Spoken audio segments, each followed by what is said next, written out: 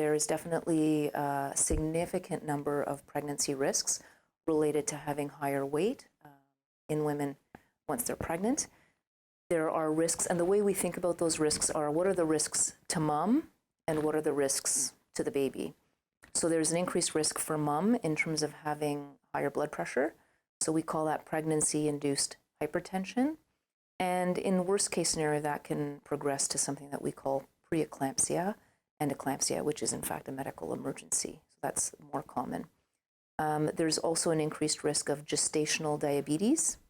And gestational diabetes is also a marker of increased risk for developing type 2 diabetes postpartum.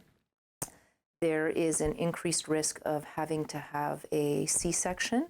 So actually a marked increased risk of having to have a C-section. So women who are overweight or obese, the risk of C-section is somewhere close to 35 and even 40% in some places, which is much higher than what we hope to achieve in most situations.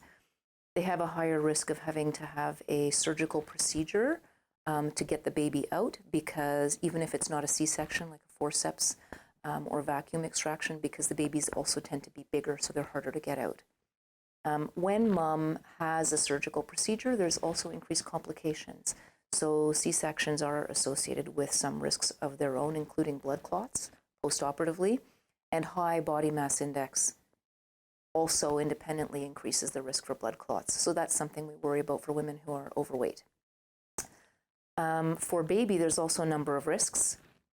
It turns out that there's an increased risk of malformations in babies who are born to moms who are overweight or obese. That includes neural tube defects like spina bifida, which is what we use folic acid for to prevent.